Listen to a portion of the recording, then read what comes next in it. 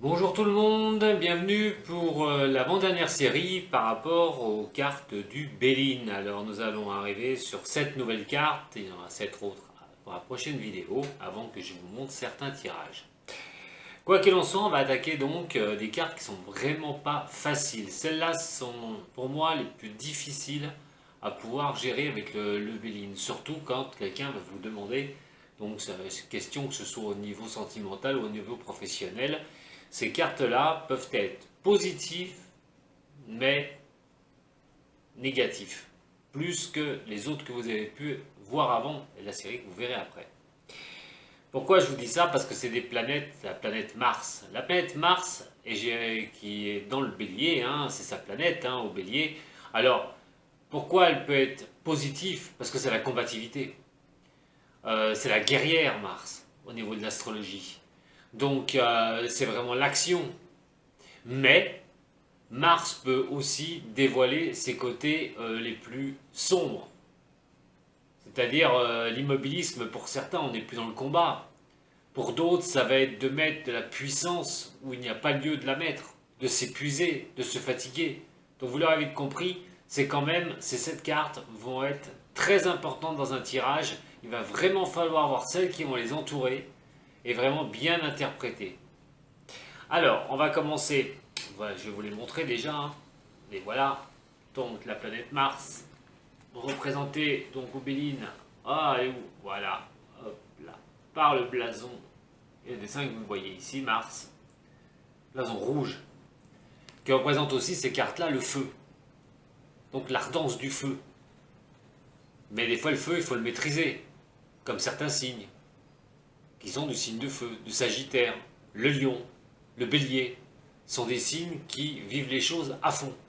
Mais des fois, quand il y a trop de feu, dur dur. Allez, on va commencer mes amis, donc avec la méchanceté déjà pour attaquer cette série-là. Vous voyez, alors on regarde bien toujours la carte. Hein. Là, vous allez trouver une dague. Ici, une sorte d'amphore. Et vous voyez que cet amphore est relié à un embout rouge là. Voilà. Alors, au niveau, on va dire, je vais commencer par la positivité hein, de cette carte. Ben, tout ce qui est la connaissance, les résolutions de problèmes aussi, la prudence. Pour moi, tout ce qui est la discrétion, tout ce qui est la voyance, la clairvoyance aussi des choses avec la méchanceté. Si elle est bien placée, bien sûr, si elle est bien entourée. Donc on va nous parler de garder sa discrétion sur quelque chose, de pouvoir y voir plus clair sur des événements. En négatif, en négatif, là par contre ça va nous parler de blessures, elles peuvent être physiques ou elles peuvent être mentales avec cette méchanceté. Elle prend bien son nom hein, de toute façon. Hein. Donc vous pouvez être victime de personnes qui sont médisantes, des personnes qui cherchent à vous blesser, à vous réduire à moins que rien au niveau psychologique. Ça peut être aussi au niveau de la violence. Hein. La violence, elle peut être verbale, mais elle peut être aussi physique. Et cette carte est quand même une carte assez importante. Euh, Vous avez aussi tout ce qui est les mauvaises attentions, les attentions, voilà, des mauvaises attentions des personnes qui vous entourent et des personnes qu'il va falloir dégager d'autour de vous. Donc là, ça va, comme je le répète, et je ne vais pas le redire pour les autres, il va vraiment falloir regarder ce qui va entourer ces cartes quand elles vont sortir, quand vous allez faire les tarots à quelqu'un. Parce que c'est là vous allez vraiment ressentir les choses. Et ces cartes-là, vous les ressentirez par rapport à celles qui vont les entourer. Donc attention, je vous dis, elles sont vraiment pas évidentes à utiliser.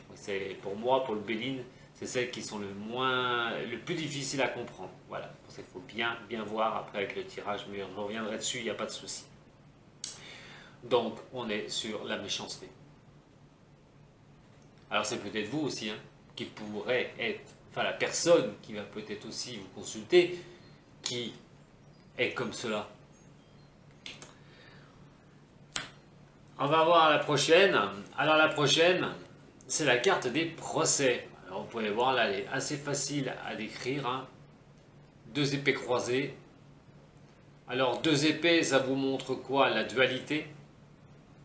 Voilà, mais surtout tout ce qui est action engagée en positif. Tout ce qui est équilibre.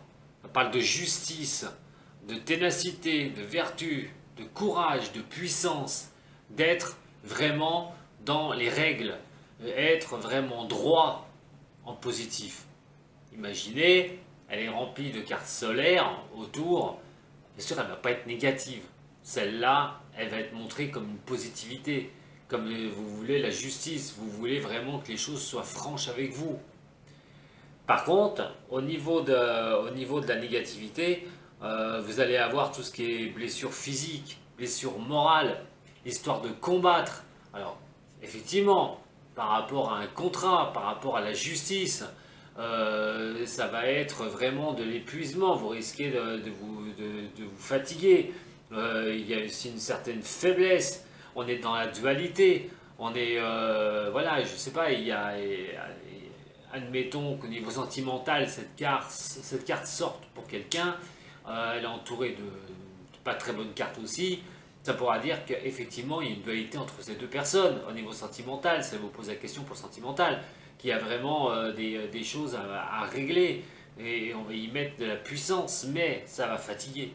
C'est une carte aussi qui montre qu'on combat, mais qu'on y donne toute son énergie. Donc c'est la faiblesse aussi au niveau des points négatifs pour cette carte.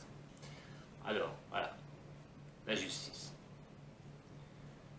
Alors bien sûr, c'est toute la justice, c'est le procès, hein, donc la rivalité, hein, tout ce qui est les oppositions, la rigidité, des choses trop difficiles, des choses qui sont vraiment abruptes. Voilà, il faut toujours bien regarder dans le tirage.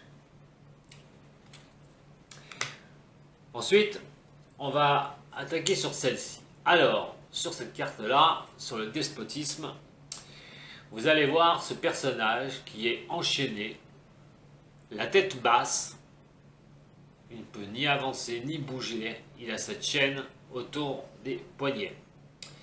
Alors, dans le despotisme, en positif, hein, on a l'action, hein, l'action puissante, hein, c'est-à-dire d'être enchaîné à quelque chose et de vraiment, vraiment attaquer les choses en étant attaché à ça, c'est-à-dire en ne lâchant rien. Il y a la force, il y a la volonté aussi dans cette carte, en positivité, la capacité de diriger aussi. C'est-à-dire qu'on est là et la personne dirige. En négatif, attention, l'esclavage, tout ce qui est esclavagisme, hein, l'esclavagisme il peut être au travail, hein, vous subissez, la personne subit des choses de son patron, et si dans ce tirage elle sort, voilà, suivant les autres cartes à côté, je le répète encore, vous allez vous retrouver que la personne peut-être subit donc son patron et a du mal au niveau du travail, surtout si le travail ressort avec d'autres mauvaises cartes à côté. Donc ça peut aussi représenter tout ce qui est esclavagisme, mais dans un grand mot, hein, bien sûr, hein, ou moyen terme. Quoi qu'il en soit, ce despotisme, c'est la passivité aussi, hein, le manque d'initiative. Vous êtes entravé comme cette personne-là, hein, qui est complètement enchaînée. Voilà, c'est au niveau du volontarisme aussi, l'autoritarisme. Il y a un certain... Ouais, il y a une situation en carte négative, celle-ci, qui montrera que vous n'arrivez pas à vous détacher de quelque chose, que vous êtes vraiment coincé. Une situation où la personne qui va vous consulter, elle est vraiment coincée, surtout si les autres sont négatives à côté, elle sera vraiment coincée, ne pourra pas avancer, malgré les efforts fournis par rapport au domaine, hein, que la personne va vous demander, donc le despotisme. Je vous ai dit, hein, on n'est pas dans des simples. Hein. Alors la prochaine, c'est la 35, hein, donc c'est l'ennemi. Alors, qu'est-ce qu'on peut voir dans l'ennemi? Alors sur cette carte-là, vous allez voir un serpent qui entoure cette épée. Voilà. Donc, je vais la regarder. Alors bon, la puissance, l'élévation, hein, on voit bien l'épée, hein, en l'air, la pointe en l'air. Et le serpent qui tourne autour et qui grimpe jusqu'en haut de cette pointe. Donc dans la positivité, c'est la puissance, hein, c'est l'élévation pour moi. L'esprit est assez vif de réaction, c'est la transformation. Mais aussi la vigilance et la prudence. Hein, le serpent, voilà, hein, ceux qui sont chrétiens, vous savez très bien au niveau du serpent ce qu'il en est. Et donc aussi, ça montre beaucoup de vigilance, cette carte. Mais c'est dans le positif. Vous retrouvez aussi la dualité sur cette carte-là. Non seulement vous l'aviez tout à l'heure en négatif par rapport au procès, mais là on est vraiment aussi dans la dualité. On a aussi toutes ces... regardez comme ça fait. C'est-à-dire comme le serpent dépasse la pointe de l'épée. Donc là, on peut être en négatif, hein. Vous pouvez retrouver pas mal de manque de discernement, tout ce qui est médisance, les attaques, il y a tout ce qui est fusion, les oppositions. C'est une carte quand même qui va montrer aussi beaucoup de fatigue, parce qu'il y a quand même le combat, les ennemis, attention, ennemis réels, des ennemis réels. Donc il est question de ne pas se laisser entourer par ses ennemis. Si le serpent représente ses ennemis, il est quand même question d'agiter ce glaive et de ne pas se laisser entourer comme cela. Donc voilà, pour cette carte-là, en ce qui concerne les ennemis. La prochaine va nous parler de discussion. Alors, mais d'y mettre toujours l'esprit de feu, d'y mettre toujours de l'action, en bénéfique ou en négatif. Là, on va parler des pourparlers. Alors les pourparlers, vous voyez, il y a 3 oiseaux là qui sont sur une branche, avec un qui virevolte autour. Alors effectivement, celle-là aussi, elle a plusieurs possibilités. Donc c'est tout ce qui est ouverture, tout ce qui est l'intellect aussi. Pour moi, c'est de l'équilibre, c'est de la révélation. Vous voyez, on cherche à trouver une solution. On est dans la conciliation. On essaye de vraiment discuter pour arriver à ses fins. Ou avec ses biens, c'est bien les fins. Oh là là, oh là là. Bon, donc on est vraiment dans trouver une solution, pouvoir arriver à s'entendre. Alors ça peut y mettre, comme je vous ai dit, hein, de l'action, hein, donc des fois des désaccords, mais d'essayer de trouver ou de mettre au point certaines choses une bonne fois pour toutes et de mettre carte sur table et vraiment de discuter. Alors ça, au niveau positivité, c'est cela. Maintenant, attention, parce que quand on met de l'action au niveau de la discussion, vous pouvez rencontrer, vous pouvez vous éparpiller, pour moi. La discussion peut s'éparpiller, pas mettre les choses bien au point, et à un moment donné, être hors sujet, pas arriver à sortir, mais il y a aussi la possibilité d'un manque de communication. Si une personne vous sort cette carte, suivant comment elle va être entourée, c'est peut-être que la personne doit régler quelque chose. Elle doit parler à aux personnes intéressées ou à la personne intéressée. Si elle a un problème de communication avec une personne, cette carte va inviter automatiquement à pouvoir échanger, à pouvoir donc trouver une situation et de ne pas rester dans ce manque de communication, dans un individualisme. Ça montre aussi le partage. D'ailleurs, plusieurs oiseaux qui discutent, plusieurs personnes qui discutent, c'est d'être dans le partage, dans l'échange. Surtout pas de rester, comme je dis, en individualisme. Pour les pourparlers. La prochaine, c'est le feu. Oh, le feu. Ces 2 coqs qui s'affrontent, je ne sais pas si vous y voyez bien. Vous voyez, il y a une flamme là, juste au-dessus de la tête des 2 coqs. Et ces 2 coqs sont en train de vouloir en découdre. Alors c'est l'énergie tout ça, au niveau positif. C'est le renouveau, on fonce, on crée les choses, on est dans le dynamisme, on a l'éclaircissement des choses. Et ça montre aussi, pour certains, qu'il va falloir être patient. Peut-être que ce ne sera pas le moment de la confrontation, du combat. Hein, donc il va falloir être patient pour ces choses-là. Parce que sinon, au niveau négatif, cette carte va montrer l'affrontement. Vous le voyez bien avec ces 2 coqs, tout ce qui est combativité, la violence. Là, on n'est plus à ce moment-là dans le négatif au niveau de la discussion, mais on est dans l'opposition, carrément. On est dans la lutte. Tout ce qui est impulsivité, pour certaines cartes qui seront autour, et suivant la question de la personne, ça voudra dire attention aux élans impulsifs. Si elle tombe avec des bonnes cartes, ce sera en passe de mettre ses points de vue pour sortir d'une situation. Par contre, si jamais elle sort donc avec des cartes négatives, dans ce cas-là, ça veut dire attention, il faut y aller mollo, il faudra dire à la personne, ne rentrez pas dans le conflit, ça ne servira strictement à rien parce que vous allez vous taper comme les deux coqs, la tête contre la tête, et en fait il n'y a rien qui en sortira.